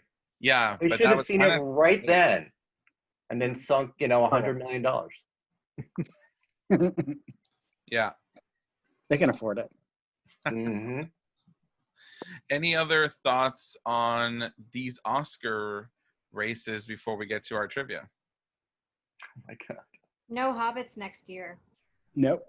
I was looking down. Oh, the one thing I will say in the other categories is this was a year that The Fog of War won. And it won over Capturing the Freedmans, which I think is one of my favorite movies of that year and probably of that decade, actually. Yeah. But I remember I didn't see Capturing Freedmans until after it was over. So, and I think Errol Morris had kind of the cachet that year. So that was the other thing as I was looking through the other nominees. I thought that was an interesting category. And I think it's pretty clear that Mystic River was second place. Yeah. Here. Yeah. And like I mentioned before, Clint Eastwood ranting old man at a cloud against, CGI movies and then winning everything next year. Oh, we're gonna get to next year. It is really fascinating, and I love $1 million movie. It's fascinating that with Return of the King's 11 wins and tying, Ben-Hur and Titanic, it would have had 12 if it had been eligible for cinematography. It would have had the record. And I hope that's not. Or if it had gone in for sound editing, like that was a weird. Yeah, yeah. I mean, it was entirely not eligible for cinematography, but sound editing, yeah, it could have as well. And that was because they were filmed simultaneously, right? Yes. Oh. There wasn't any new principal photography done in the third film because it was all done already. Makes sense. Okay. Okay, so we're ready for our trivia? Oh my God. No, but sure. Number 1, how many endings does Return of the King have? 17. Okay, I'm scratching that one out. 100. All right, so the format that we're going based on what's on my screen, we're going to go Cesco first, then Erik, then James, then Rob, Matt, and then Rachel. Oh, thank God. Let me pull up my notes. Hold on. Cheater. Your notes. I need to start doing notes next time. I completely forget. I didn't even study. I started 10 minutes before I did, right, same thing as Rob. I started 10 minutes and stopped. Toronto stuff and Emmys, I can't even, my brain is just mush. Oh wait, stop! Before you do this, did anybody else see that the New York Film Festival and the Lincoln Center are doing virtual screenings for their in competition films? Yes, I saw that yesterday. Oh yeah, yeah. So well, everything is. Yeah, so like Nomadland and like both of Steve McQueen's films, just in case no one. I'm excited about it. How does it work? Like you just buy the virtual pass and they send you a link? Yeah, I think so. It's not until September 28th, I think, is when or 23rd or something like that. I was looking at it yesterday for Nomadland. Anyway, sorry, just wanted to. And I think they're doing what Toronto is doing by giving you a window. I think it's 48 hours, so that they don't get everybody at the same time. Yeah. But you have 48 hours to screen something. Mm-hmm. Did anyone see Nomadland yet? Erik, did you see it already? I did not. I just sent out a request for screener this late last night, and they got back to me at 7 a.m, which is pretty awesome. Yeah. Because I have somebody at Toronto that I gave my accreditation to because he'll do like 25 reviews. Send a request for Hillbilly Elegy, please. I will see that before any of us here, and I'll let you know everything that you need to know. Cesco just needs to know so that the panic can subside a little. Yeah. I'm in a state. Yeah. I saw that out of Venice. I saw that Nomadland had great reviews so far. People are just like nonstop crying during Chloe Zhao. watching it Chloe Zhao. and are like, this is the ultimate movie of America right now, which of course, because it's led by a white woman, but still. But it's not directed by a white woman, at least. No, I mean, I can't wait I hope for this she year has to because get it. I think she has an outstanding chance, and I know we try and like hope for this every year. And For Chloe Zhao, you're talking about? Yeah. Yeah. So I think it's. So The Rider is just an incredible film. So I think it's happening. Mm-hmm. Great. Sorry. All right. Right. We've stalled long enough. Cesco. Lord of the Rings Return of the King is the record winner for the biggest clean sweep of 11 wins from 11 nominations.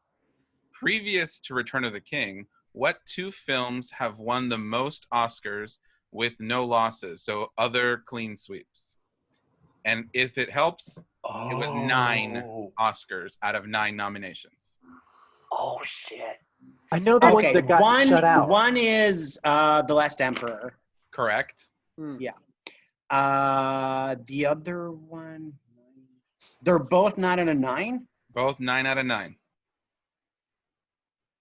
Shit. Do I get a point for that? Yes, Erik, you get a point. that's not where I thought the question was going to go. I thought you were giving the answer with. Oh, this is such a better question, though. Yeah. Fuck. 9 out of 9. Oh my god. Oh my god.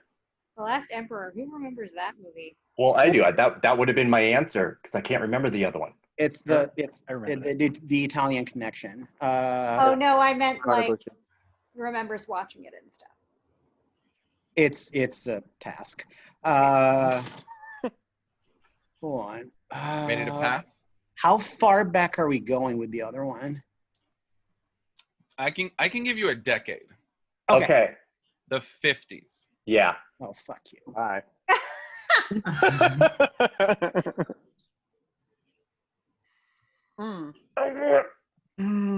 Oh wait, now I have a guess. All right. I know.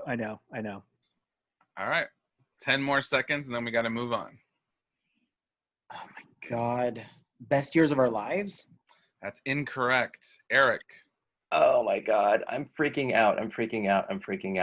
Okay. If it's the 50s, then it is the thing that I think it is. No. Because Leslie Caron did not get nominated. Right. Gigi. Correct. Okay. Oh, fuck. As soon as you said the era, I knew what it was. And it was funny because I was just watching one of the Be Kind Rewinds actors. Leslie Caron was not even nominated. She wasn't nominated, and that's the thing that was tripping me up. I'm like, wait, Leslie Caron was not a Best Actress winner. Oh, duh, because she wasn't nominated. Oh, that is an awful movie. Yeah, it's not a good movie. It's a movie about grooming, essentially. Grooming 101. Like the musical. There's a lot of movies about grooming, though. Yeah. Oh, I hated that movie. All right, since Erik got that question right, we're going to move on to James. Oh, shit. Okay. Sean Penn and Tim Robbins were the 4th Best Actor and Supporting Actor that went to the same film. Since 2003, it's only happened one other time. What film won these 2 categories? So since 2003, one actor and supporting actor. Yes. Oh god. I know. I'm looking at Erik, and he like totally knows it. Well, that made it easier. I know. Since 2003. Let's see. Hang on. For some reason, I can only remember direct best actors, so I'm going to.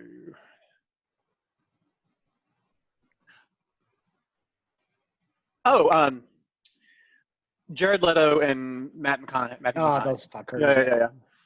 Okay. I can't remember the name of the film though. Not relevant. Yeah. Dallas Another movie that wouldn't get made now. So. Yeah. Exactly. Yeah. All right, that's a point for James, and now we move on to Rob. Return of the King won the Oscar for Best Picture, but it was not included in the National Board of Review's top 10. Only 2 other films have won Best Picture without being in NBR's top 10. Oh, what 2 films were they? Ever? No, since 2000. Oh, okay. Since, okay.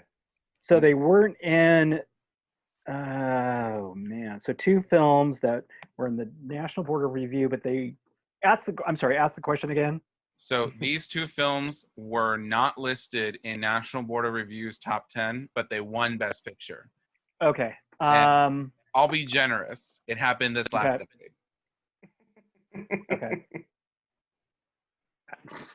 Okay. I think a lot that won the NBR that didn't get nominated. A decade. Okay, so let me just think about this decade here.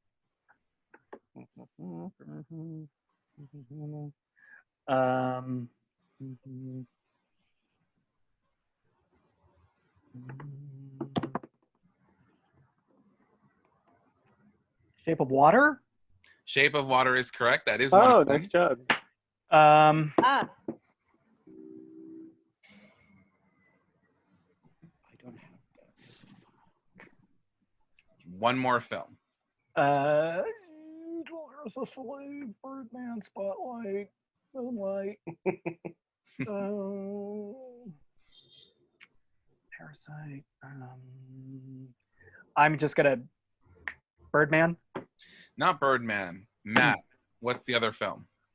Would Parasite? It probably made the foreign list, but maybe not the top 10. Is that your guess? Yeah. Yes, that's correct. Okay. Oh, that's what I was thinking too. Very nice. All right. That's the last good thing that happened in this year. It feels like it happened 2 years ago. Yeah, I know, yeah. Like it happened like a decade ago. I'm just glad that it gets to be Best Picture for an extra 2 months. All right, so that's 1 point for Rob, 1 point for Matt, and now we're up to Rachel. Oh, shit. Pass. Remember when Rachel would always get like beat us in predictions because she never watched anything and only listened to Buzz? Well, specifically foreign film. That was great. I loved that. But it's a strategy, though. My It was husband's an so much odd better at shut it than me. Now My husband can now I watch everything, and my predictions have completely changed. I have not gotten Best Picture and Best Director match correct since I don't even know when. Like, when did I get both of those correct? I don't know. Shape of Water. This year, Well, No. 2004. Oh, you mean the 2004 year? I know. I think I have done it since then, but like, I don't know, like 8 years or something. I haven't gotten. Ooh, Both Nomadland. picture on director, Nomadland maybe just won the one. Golden Lion. Maybe. Oh, it did? Wow. Yeah. Oh, wow. What, just one? Oh, Nomad. Nomadland won the Golden Lion a Wow. year after Joker. Ugh. Who won Best Rachel, Actress? speaking of Best Director. I don't know. It just like popped up, so I don't know. Speaking of Best Director, Sofia Coppola won Best Director at the Spirit Awards. She's the only previous female winner at the Spirit Awards was Martha Coolidge for Rambling Rose. But since then, there has been one other female director that has won Best Director at the Spirit Awards. She is who? So when you're ready to pass, let me know. Greta Oh my Gerwig. God, poor thing. Not Greta Gerwig. No. Cesco. I'm guessing because you made up the question. There's For Alfie's favorite movie of all time. Close. So Cesco, it is a female director that won Best Director at the Spirit Awards, the only one since Sofia Coppola, and it was not Greta Gerwig. It's the titular role. Oh my God. I love Beanie Feldstein in Lady Bird. And I'm okay with asking for hints because I know these are a little hard. So if you need a hint, let me know. This is after Sofia Coppola? Correct. What?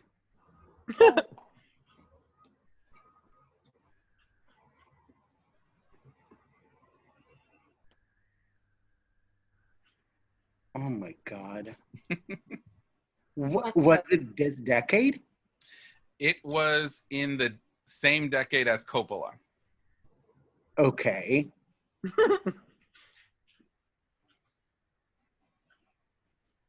Oh my God, who directed Little Miss Sunshine? Because it was a co-direction kind of thing. Valerie Ferris. Yeah, Valerie Ferris. That is God correct. damn it, Rachel! Shut the That fuck is? up! No! God damn it, Rachel! I'm like Right. sitting on this. He got it though. They You don't- got it. Little Miss Sunshine. Minus 1 point for Rachel. You're in the negative. All right, so the next question is a multi-part question, and I'm going to let everyone get a chance to answer one of them. So you each you will have an opportunity to get more points. I Okay. like this. We're gonna start with this Erik. is what I did last Okay. time. South African-born Charlize Theron won Best Actress, the first actress winner from that category. Since Charlize's win, we've had 6 non-American-born Best Actress winners. 6 of them. Erik, name one. Marianne Cotillard. You Marianne That was Cotillard. mine.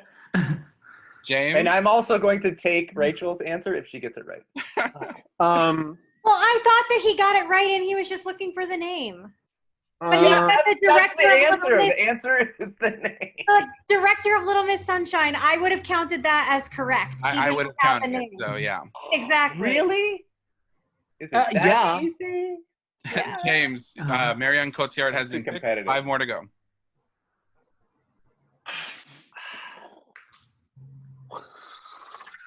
Why can't I think of it? There's 6 and I can't think of one fucking one. Let's see. We should know this. We're like, this best I know, actress yeah. is like our thing. The shame you're bringing upon our I family. know. Fuck. Do Canadians count? They're not American. What do you mean? Do they ever? I feel like they're gonna sneak in there. Let's see. No. I'm gonna forget that they're Canadian. We frequently do. Oh fuck. Let's see. Marianne Cotillard was the only thing that I could think of.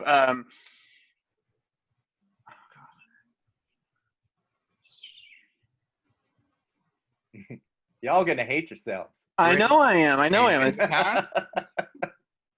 No, I can't pass. Just give me like. I know these.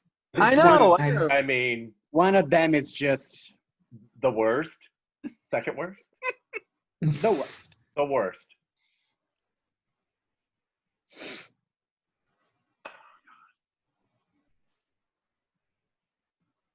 Ten seconds, James.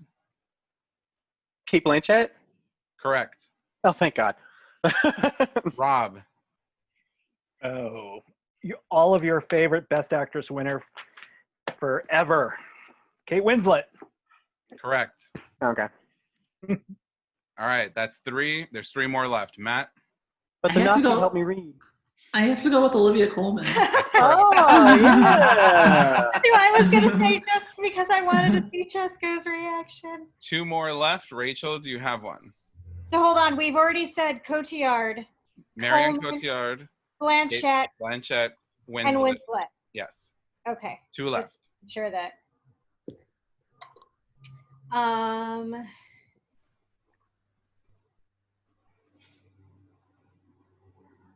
Let me work up.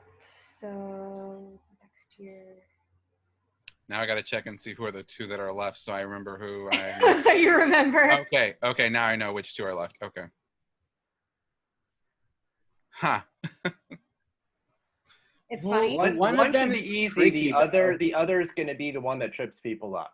Yep, Okay. I know what. I One know. of them is tricky, and I don't know if I'm thinking about it correctly or not. The question was non-American born winners. Okay, then yes. Born. Yeah. American born with emphasis on the word born. Because like somebody is, Someone's gonna be born in Canada. I know it. or like born totally like elsewhere, like an army brat or something. But Yeah, like but Guam, it's still, America, right? Yeah. The last still 2 like- that we're looking for are not from Canada. Mhm. oh no Canadians, And eh? from Canada Water.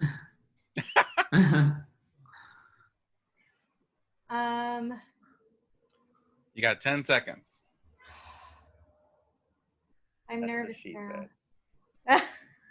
That's what she said. All right, let's move on to Cesco. Let's go. Can I guess both? No. Guess 1. Did anybody say Helen Mirren? Correct, Helen Mirren. And I know. Erik, you get to guess the last one. Natalie Portman. Yay! Correct. Oh, there you Wow. go. There you go. Yeah, that was the one that was always gonna like trip us That up. was, yeah. Yeah. She was born in Israel. All right. So now we get on to the next one, which is for James. Okay. At this ceremony, they did the traditional in memoriam with Academy President Frank Pearson honoring Gregory Peck at the very beginning, but they also had two separate tributes for two Hollywood legends that died that year. Who were the tributes for? And for an extra point, who presented it? I know all of these. Oh, you watched the telecast, right? These- You watched? Oh, Well, I didn't watch shit. the whole one, but I did watch clips, and I watched these two. Mhm. Okay, so two legends who died that year got their special, In like tribute, yeah. and they're actors. Yes. Okay, not actor directors. Okay. Is it Sidney Poitier? Is that? I'll say Sidney Poitier. Is that He's right? still with us. That's rude. Knock on wood. Rob. Oh my god. Yeah. I keep thinking of the. Oh god, it wasn't. No, he was still alive. He hadn't died yet. Did you say male actors or There's one male actor and one female actor. and they're oh, Jesus. You know, that was the only thing. That was the one thing that I didn't look up to see who croaked that year. Gregory Peck. So I'll remind you, I did say Gregory Peck was the first one they did in the in memoriam section. You didn't get a second. Oh shit! Right, God. So go ahead. You have one more. You At can least guess one yours more. actually died. Mine, no, I didn't do that. Yeah. Mine died. Sorry about that. God. Big. I wasn't Paul. No. I'm gonna write Sidney Poitier a letter. Was it last year that we Yeah, were meeting the You people killed who him came off. back for the family and then we had to No. remember that they were still alive? Yeah. That was 16 years ago too. Wow. And it's All right, Rob, you got 10 seconds. No, he'd been dead for a long time. I passed. Matt knows it. Yeah, I can do. So Julia Roberts did Katharine Hepburn, Oh yeah. and then Tom Hanks did Bob Hope. Correct. That's 2 points for you. Wow. I did my YouTube 4 research. points for him. Well God. done, Matt. God, I gotta look at the dead people next Not to time. be a dick, but isn't that 4 points for him? No. Oh, you're right. Yes. It's an extra point. Yes. Oh boy, Matt's gonna have trivia challenge next time. I am screwing everybody else over right now. I'm aware of that. All right, Rachel, you're wait. Yes, Rachel, since Matt ended that one. So including Marcia Gay Harden in Mystic River, there have been 5 female acting nominees from a Clint Eastwood directed film. So this is going to be another one of the everyone gets a chance to get points. So since this So- year. Hold on. Okay. So there are 5 female acting nominees from a Clint Eastwood film. So overall, his entire career, there's only been 5 female acting nominees.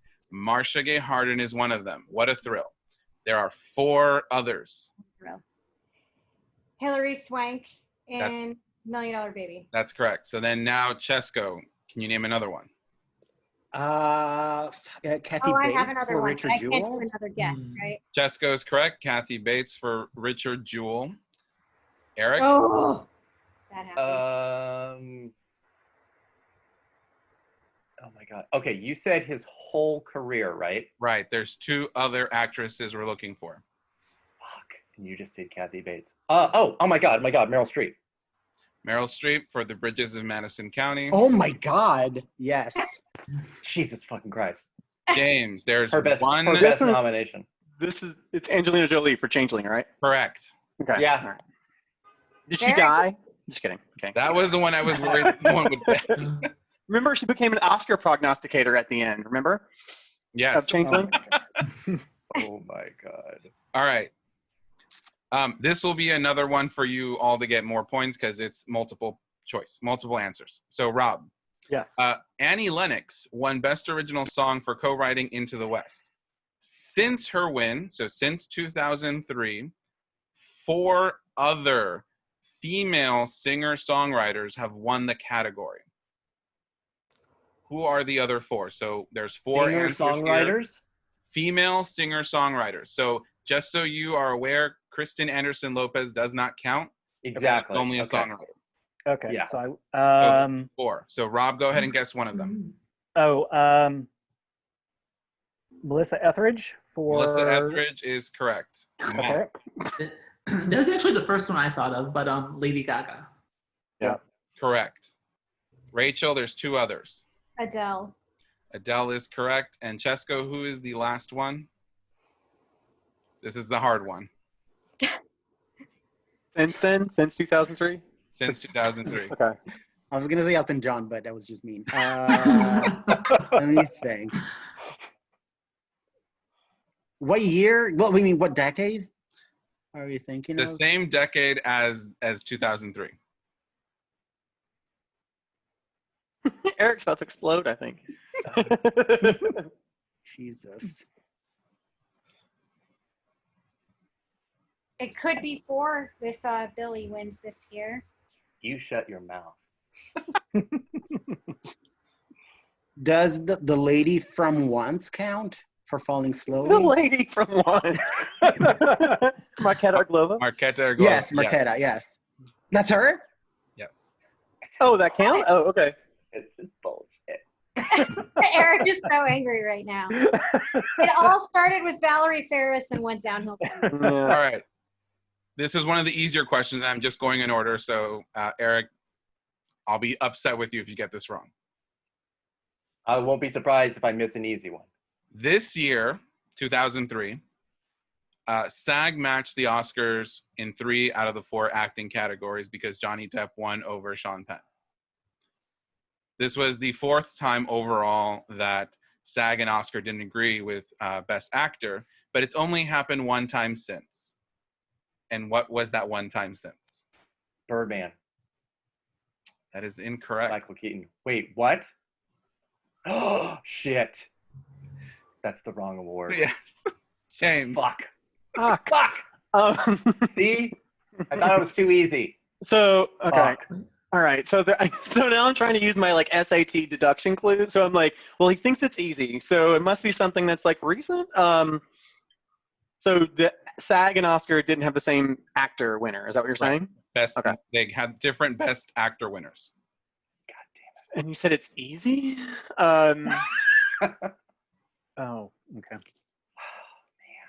Keaton should have won the SAG if that's any consolation. Diane Yeah. Keaton? I'm just I kidding. think I was thinking like Critics' Choice or something.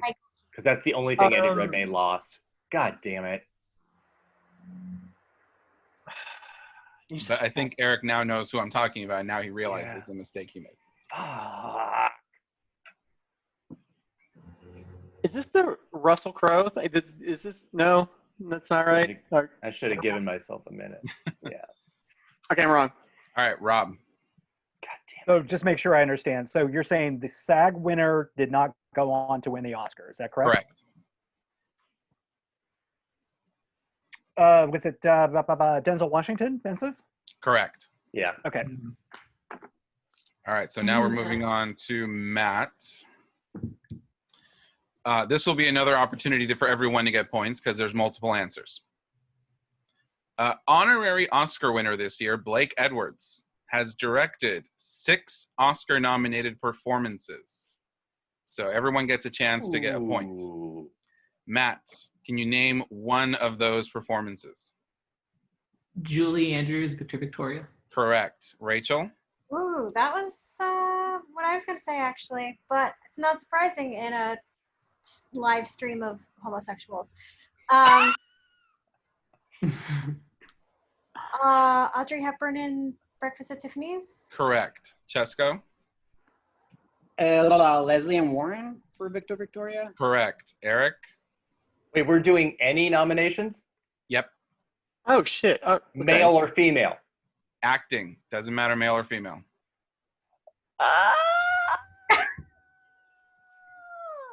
There's 3 left. I know, and those were like the easy 3. I know when I took Audrey, I was like, everyone's going to be so mad because that's the obvious one. I have my no God. fucking clue.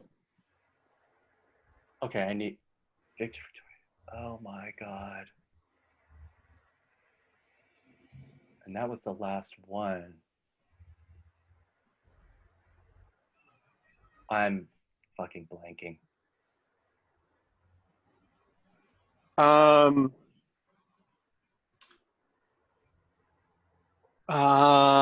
Somebody else from Breakfast. Are we all just jumping in, or is it? No, it's my turn? I need like 10 seconds. Oh, sorry. You'll get your 10 seconds. That's fine. Oh God, it's probably Peter Sellers. I just got to think of. Do I have to think of the movie?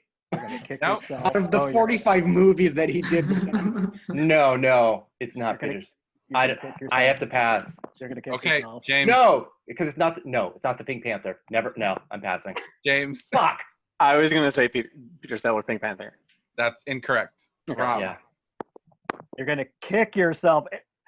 Robert Preston for Victor Victoria. Correct. Oh shit. There are 2 performances left from the same film. I know him. Matt. I don't. The only Blake Edwards one I knew was Breakfast at Tiffany's and Victor Victoria. Are you ready to pass? So there, wait, the 2 left and they're from the same movie. Same Yeah. film, both lead performances. What? What? I we have know. Bo Derek for 10. I don't know.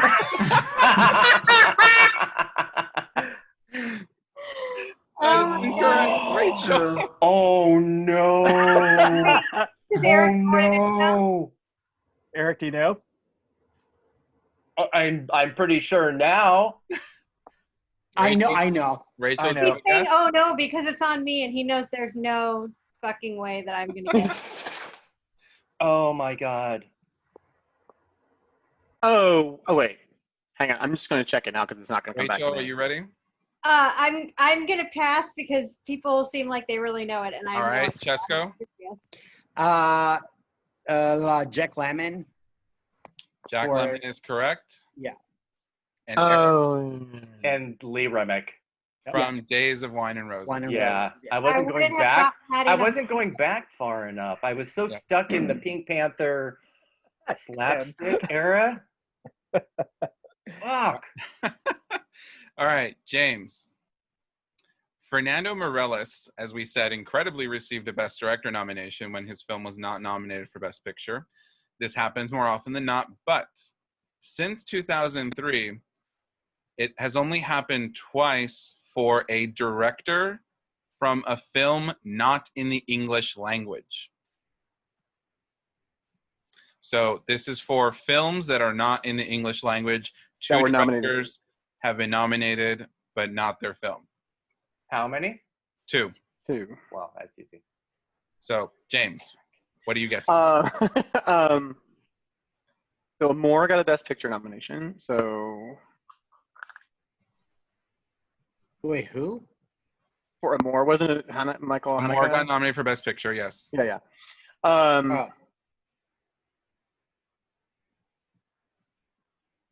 This is my area of expertise. Let's just shove It them all. wasn't that long ago. It wasn't that long ago either. I know there's. I know. One was from this current decade that we're talking about, and one was from the decade that we just finished. Okay. I actually know one. Okay. Hang on. Just give me like 10 seconds. All right, 10 seconds. I'm not next either. I'm just saying that I know one.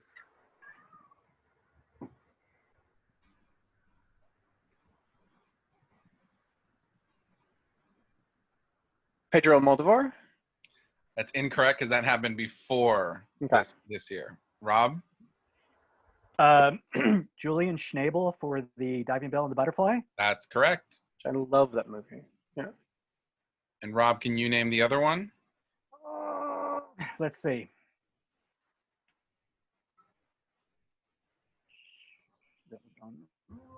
Foreign language.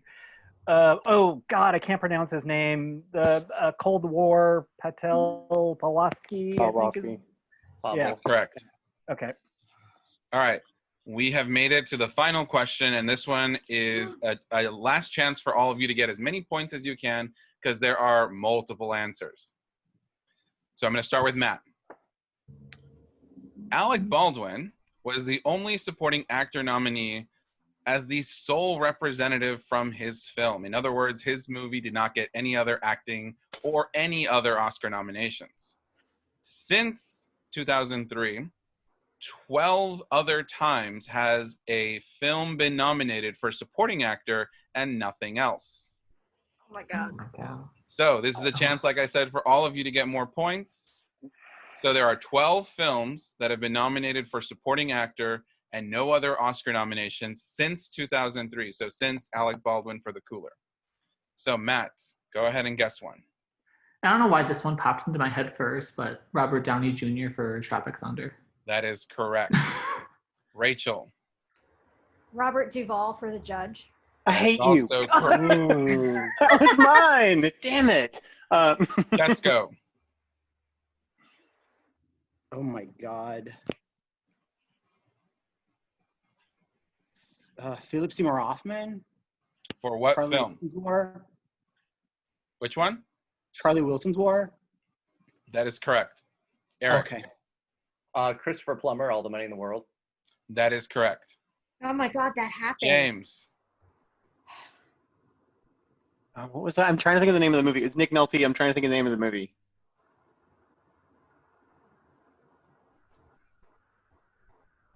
Oh, Warrior. Okay. That is correct. What the hell? Rob. Oh my God, I'm totally blanking. Blanking. God damn it. Nope, that was before. I can't believe I'm gonna actually have to blank out and pass. I can't think All of right, anybody. Matt. Oh my God.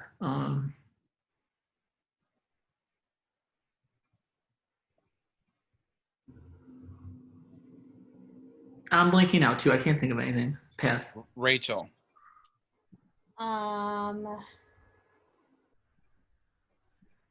Michael Shannon. For what film? That's a good question. Mm. At least I'm right on the actor. What movie did he get in for? Revolutionary Road? That is incorrect. Cesco. Jeremy Renner for the Alec Baldwin. Yeah, the Alec Baldwin movie. The what's his name? Fuck.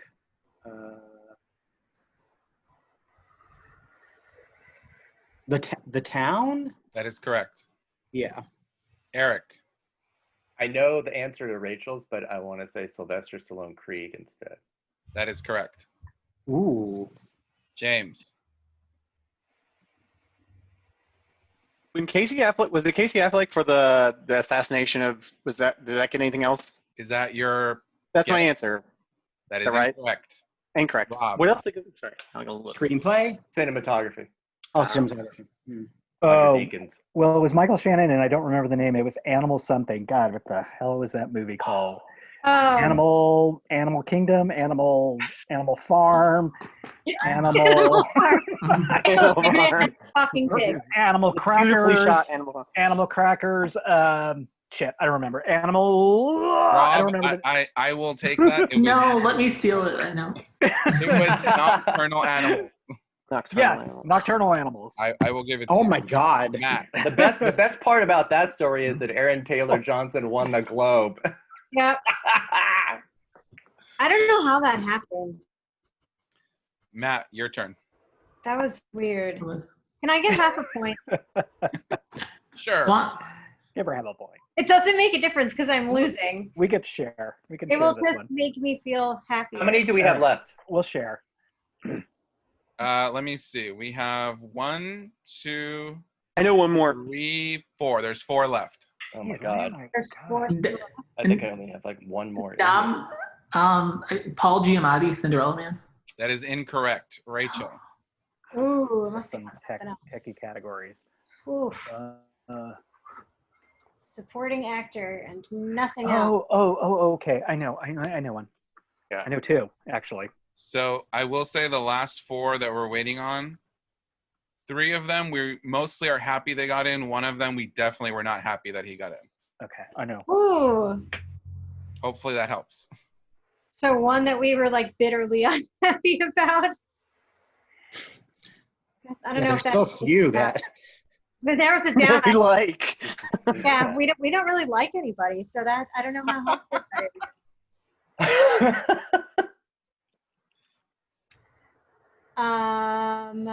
Okay, and no other nominations. I can't remember if mine's been said yet, so. I don't know. Oh shit! I can only think of one more. Give 2. Are you ready to pass? Yeah, just pass. I don't want to Cesco? anymore. Willem Dafoe for the What? Florida Project. That's correct. I should have known that one. I love Eric? Love that movie. Stanley Tucci, Lovely Bones. That is I'm correct. out. That was mine. I'm out. Bye. Stanley Tucci. There are Jesus Christ. 2 left. I forgot that happened. Florida So Project James, is such a good one. do you have one? Oh my god! Let me try. Stanley Tucci was mine, so let me see. I'm gonna punch myself in the face. Do it.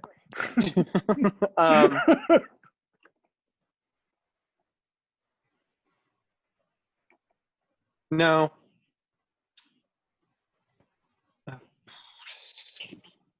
Are you passing? Hold on. Yeah, I'm passing. Rob? Oh shit. Well, Willem Dafoe was mine.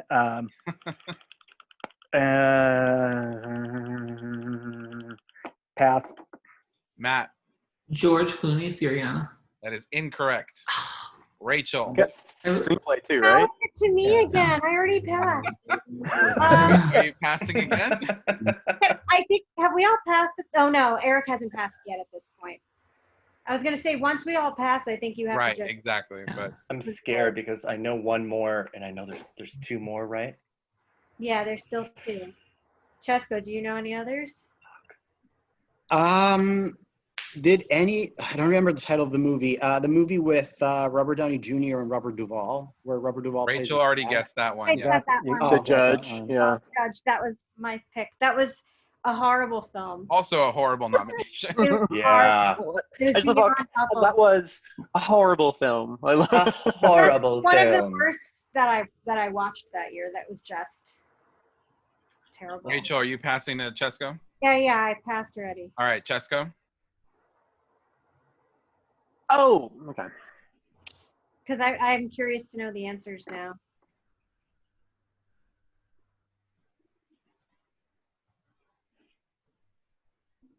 Did Whiplash get any nominations? It won a lot more than. Well, just yeah, the for again. him. Yeah. It won Is that for the Best sound Picture? category. Is the editing? Yeah. Oh, okay, never mind. Mhm. I don't know. Passing? Yeah. Erik? Fucking Tom Hanks. Beautiful Day in the Neighborhood. Oh. Correct. That didn't get screenplay? Jesus. Oh. No, but it feels like, I mean, this is this year, and it feels like a decade ago. That was this year. Yeah. Oh my God. So all of you have passed. I know the last one. One though. left. I know the last one. I James? think. Colin Ooh. Firth, A Single Man. That is incorrect. That was lead actor, not supporting. Oh shit! All right, never mind. Bye. I got like it was the second Tom Ford. I didn't realize he did that with 2 people. I'm Does struggling. anyone else want to venture a guess for the last one that got Best Supporting Actor without any other nominations? I know who it is not. It is not Idris Elba for Beasts of No Nation. Oh. Damn, that's cold. That is cold. Yeah.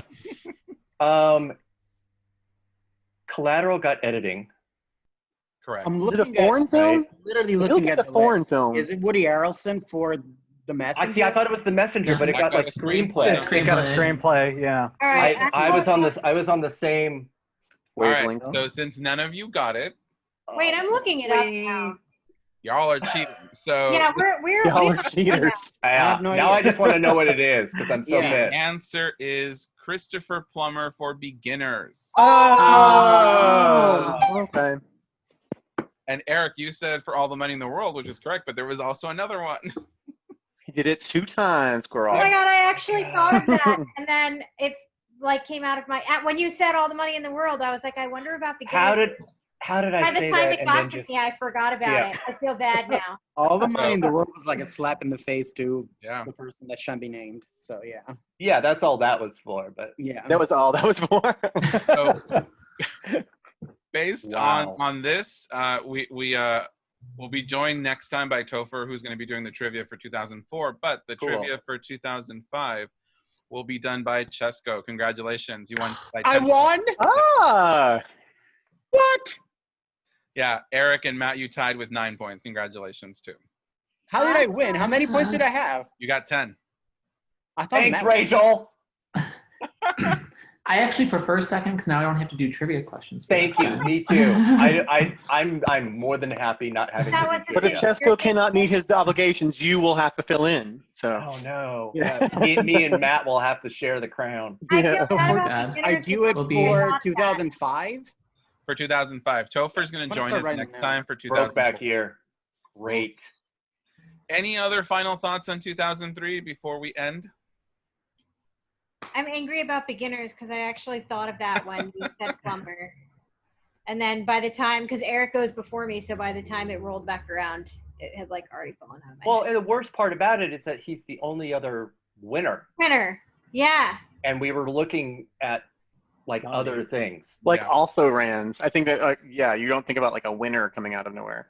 You think of that happening in like lead actress.